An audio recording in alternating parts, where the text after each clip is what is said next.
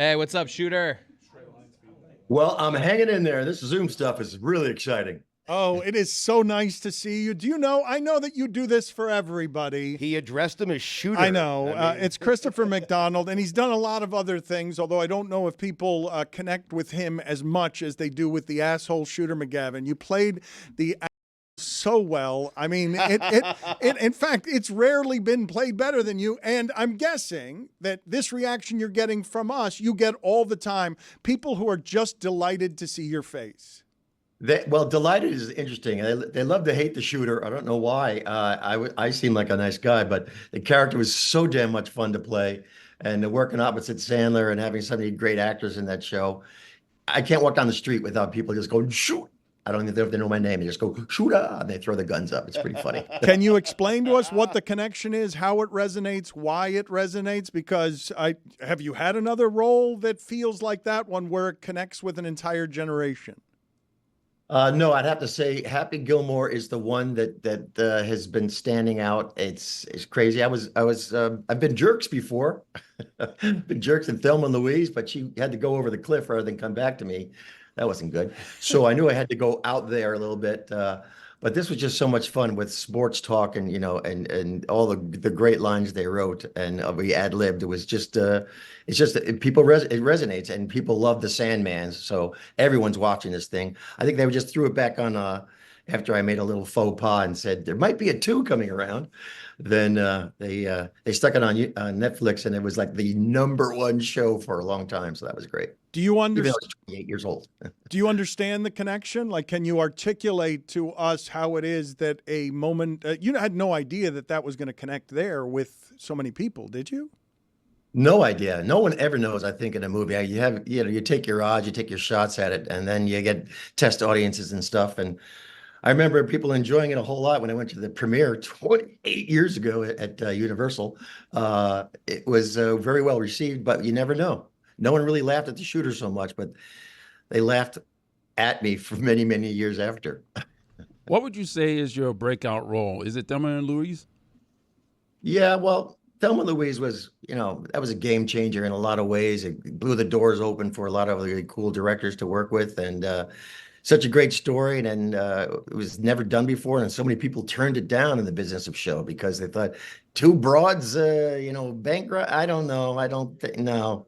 And so Ridley Scott, God love him, had the vision and just made it sound so great to the ladies and to the cast, and one of the greatest directors I've ever worked with, because he is your champion throughout, and that is a gift for an actor. He just says, you do you, man. You go and do it. And if he has any notes for you, he will give it to you. But he just sat back and and laughed a lot at what I was doing. So it's pretty funny. I should tell the people he was nominated for an Emmy for his role as Marty on HBO's Hacks. It's very funny. It's in season 3, Thursday nights on Max. And last week's episode of Hacks was a golf episode. It aired the night after Netflix announced that a sequel to Happy Gilmore was in the works. Do you guys have for me the video of Christopher McDonald in a back and forth? I don't know what most people want to talk to him about or repeat to him, although he said, they just say Shooter. But let's have the back and forth. He was just such a great, pompous, rich country club golfer. He had the hair for it, the sweater, perfectly cast. No one else could play the role of Shooter. Here's a back and forth with Adam Sandler. Big trouble, though, pal. I eat pieces of like you for breakfast. You eat pieces of for breakfast? No.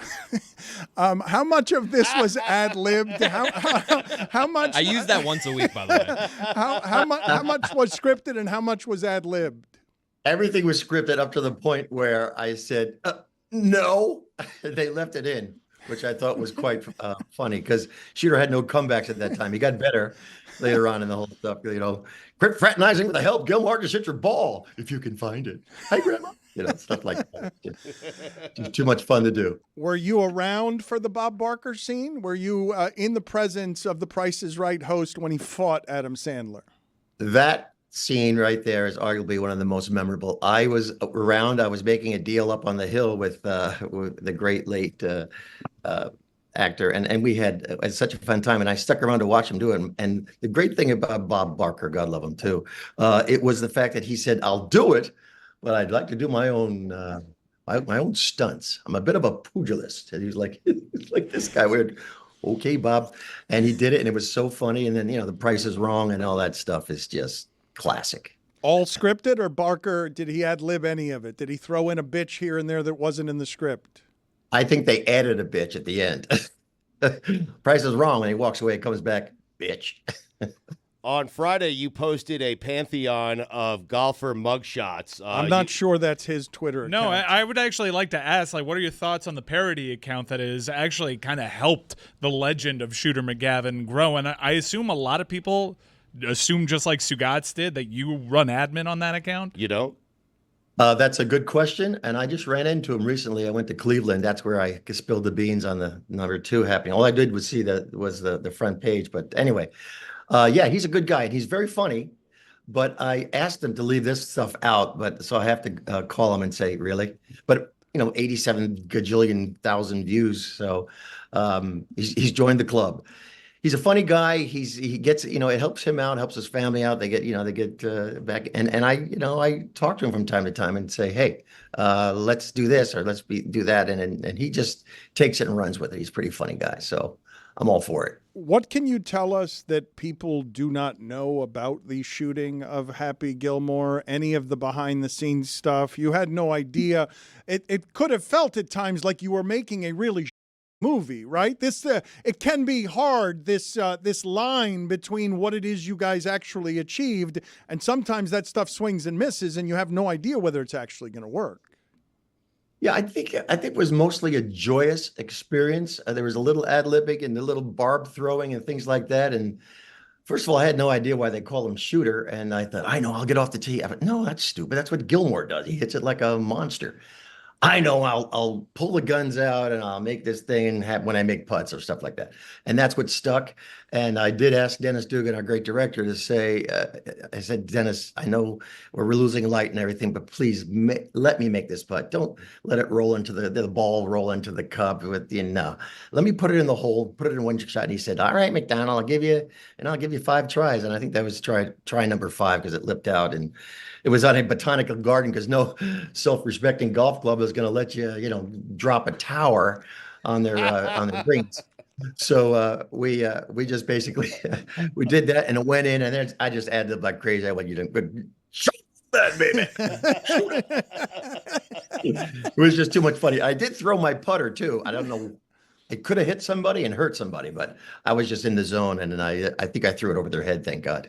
Because the finger guns were so perfect at just giving off just total condescending arrogance. What were the rejected things that you went to in the mirror before you chose the finger guns? Because I can't imagine anything coming close to the finger guns. No, I just think if there wasn't much of a other choice. It was basically the finger guns or high sign. I don't know. The fingers thing was Shooter all the way, and just to do that and pop it out each time and like that is just too funny. There are bobbleheads made of the arms going up and down like this now. Who is the strangest or most unusual powerful person who has wanted to talk to you about that role where you've been taken aback? The strangest, most powerful person? Rich Eisen. He's pretty powerful. I love him. He and Sandler are good mates too.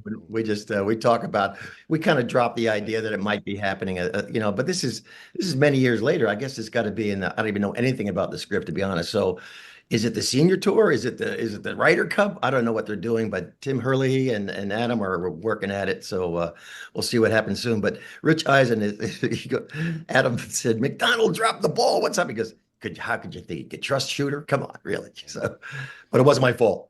That's all I'm saying. Stugotz was disappointed. Rich Eisen, there has to be someone bigger. He wanted someone better than Rich Eisen. Stugotz was palpably disappointed by that. I'm better than Rich Eisen.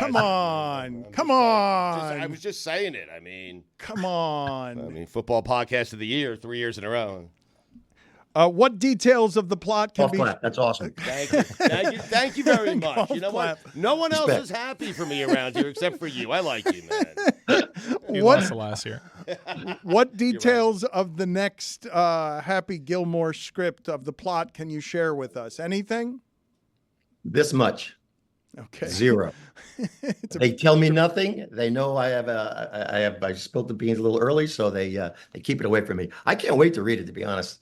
Like I say, they're working on it right now, and I know that Tim Hurley was down at the PGA. Oh my God, what is that? Was that great golf or what? Amazing. Yes. Yes. You Great want to theater, great golf. It took my breath away. Shot after shot after shot. These guys are monster hitters and insane putters. It was just, if you didn't like golf after watching that, you don't like the game of golf. You know what I'm saying?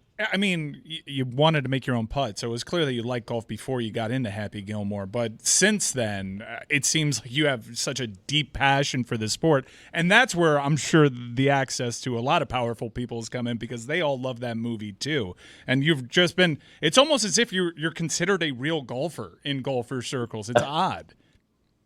It is odd. It is the most wonderful and frustrating and mind-blowing and exciting game. I've played a lot of sports in my day, but I didn't get into golf until later on in my early 20s. So it's a game I love to play. I mostly do it for charities. It's great. We raise a lot of money for St. Jude's with our friend Patrick Warburton.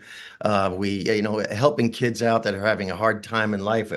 It's nothing better than to get together and do it for a great cause and raise a lot of money to save those things. But for the most part, it's just I get new clubs. I've got I hate carrying my clubs because the original clubs were stolen off of a plane. I couldn't say, where's my clubs? They're not here.